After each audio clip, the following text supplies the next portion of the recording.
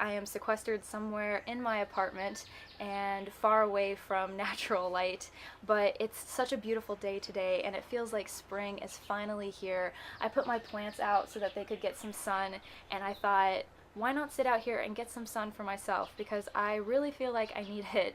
It has been such a long winter and it feels good. So that is why we are out here. You can probably hear sounds of the town and like wildlife because I live in front of a massive piece of forest. So hopefully that isn't too distracting for you.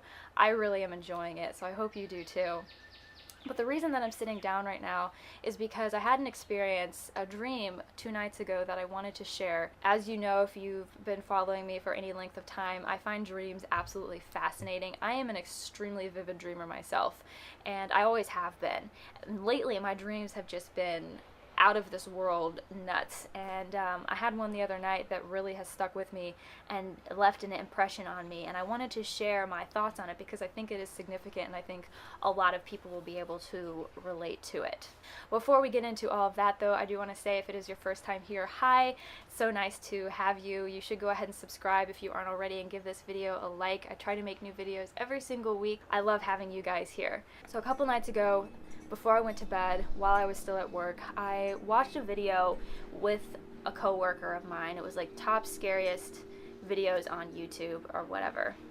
And you should know, I do not like horror. I don't like being scared. I don't like looking for dark things. I'm not one of those people. You'll never catch me in a graveyard after midnight. You'll never catch me in a haunted whatever looking for whatever. It's not the kind of person that I am. I don't like scaring myself. I don't like trying to scare myself. I feel like there's enough scary stuff in the world as it is. We don't need to go and look for it. I get some people get off on that kind of thing. I'm not one of them. Watching the video is probably a bad idea. I usually end up just scaring myself and not being able to sleep for a while anyway, or having bad dreams.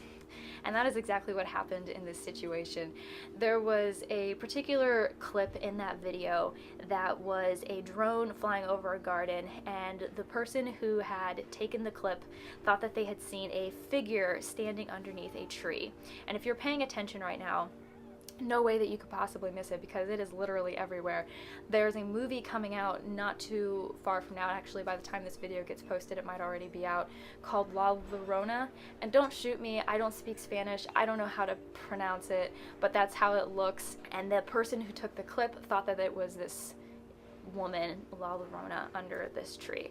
And of course, I mean, as this movie is coming out, everybody and their brother is posting videos about sightings and Reddit threads of people who have seen her and blah blah blah. I mean, there's enough urban legends to keep us busy for months, and I'm not going to try to make a La Llorona video because that's not really the point here. The point is that I scared myself and then I went home and I had a bad dream. And in this dream, I don't remember a ton of details, only that it was very chaotic and very frightening. And I was in a wood at one point, like a large patch of forest, and it was very dim and misty and not green and not alive. You know, it was like a spooky forest. And I was going along my way. I don't know what I was doing, but I was being pulled by a force, and it didn't feel like a bad force. It wasn't like negative or really good or anything. It was just a force, and it was propelling me forward. And as I was moving along, I became aware of a presence a little way ahead of me, of a figure under a tree. And of course it was, or appeared to be, this shadowy woman. Immediately upon seeing her, I felt fear. It's a terrifying thing to see a shadowy figure in the woods, especially when you already have it in the back of your mind that it might be this woman who takes you and drowns you. So I didn't want to go anywhere near her. I was trying to get away from her, but the force that was pulling me through the forest continued to pull me, and I had to pass her to continue on my way. I came so close to her, and I remember she reached out and I brushed by her, but as I did, I realized that she was not substantial. There was nothing to her. She was just mist. She was just very ethereal. She was a ghost, and I could feel the intent and the malice behind this entity, this force. It wasn't friendly and it wasn't good, but it wasn't substantial, and I brushed by her and through her, and I felt that. And I remember in the dream I had to go by her a second time for some reason, or she began to chase me and I couldn't get away from her. It was so chaotic. I don't remember exactly how everything was happening, but the entire time there was this force pulling me through the wood, and there was this other evil presence trying to get me. It grew in my mind. I think because I was afraid of it, I was feeding it, and it grew until it was looming over me, and I was trying to get away from it. I began to pray. I don't know why. I've never done that in a dream before, in a nightmare. I've never started to pray. I don't know why that was my reaction, but I did. And it wasn't like, deliver me from this evil, save me, protect me. It wasn't that kind of prayer. I started to give thanks and express gratitude, and I was doing it because in my mind I was thinking, I need to create light, I need to create joy and love and light, and I need to do that to beat back this thing, whatever it is. And it was, thank you for my life, thank you for the beauty of the world, thank you for the love and my abilities and my gifts, thank you for Stuart and my family, thank you for all of the blessings that I have. And I ended up waking myself up, and I was laying in bed like on my chest, like kind of in like this, trying to protect myself, but I was still praying as I was waking up. And I imagined a ball of white light inside my chest, expanding and growing out from myself and driving away the presence of that evil entity. Eventually was able to calm myself down and go back to sleep. And I've never done that before in a dream. And usually anytime I have a bad dream, I wake myself up, I'm scared, I usually am disoriented, and my initial reaction is to call Stuart and tell him about it because I can't go back to sleep. But in this particular instance, for whatever reason, I envisioned that white light emitting from myself, and I went back to sleep. And later on, when I woke up and I was thinking back on it, I didn't know really what to make of it. I thought it was so curious because, again, I've never done something like that before. And so I really wanted to kind of sit down and analyze what exactly it all means. So I have my laptop here, and we're just going to look at some things. Usually anytime I have a dream or I'm trying to interpret a dream, my own or someone else's, I'll go to the internet and I'll just kind of go through and look at different web results for whatever it is. And usually I'll go with whichever one resonates with me the most. I always look for that resonance, that feeling of recognition, that rightness, and that's how I kind of interpret it. For sure, it's not foolproof, that's just what I do. So we're going to do that and just look at a couple of things and see what it says. So I have my laptop here, and the first thing that I searched for, I wasn't really sure, looking for like dreams of La Llorona, that resulted in absolutely nothing useful. It was all just more Reddit feeds and people telling urban legends, and that's not what I'm interested in. So instead, I just looked up ghost trying to kill you, and I thought that I would go with that and see what came up. So I went to this particular website, and I'll put the links to the websites that I used.